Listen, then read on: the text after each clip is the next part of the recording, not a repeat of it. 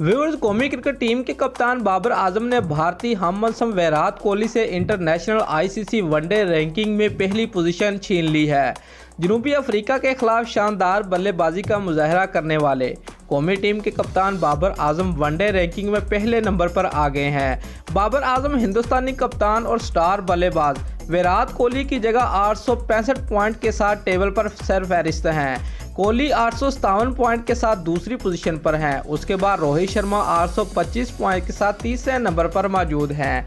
बाबर आजम ने जनूबी अफ्रीका के खिलाफ 3 मैचों पर मुश्तमिल सीरीज में 76 की औसत से 228 रन बनाए, जिसमें 1 सेंचुरी और 1 निसफ सेंचुरी शामिल है।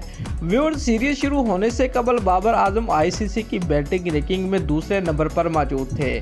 2015 में जिम्बाब्वे के खिलाफ वनडे डेब्यू करने वाले बाबर आजम अब तक 80 वनडे मैचेस में 56.83 की औसत से 3808 रन बना चुके हैं, जिनमें 13 सेंचुरियां और 17 निसफ सेंचुरियां शामिल है।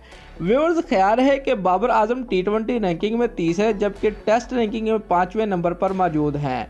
बाबर आजम वनडे रैंकिंग में पहली पोजीशन हासिल करने वाले चौथे पाकिस्तानी बल्लेबाज हैं।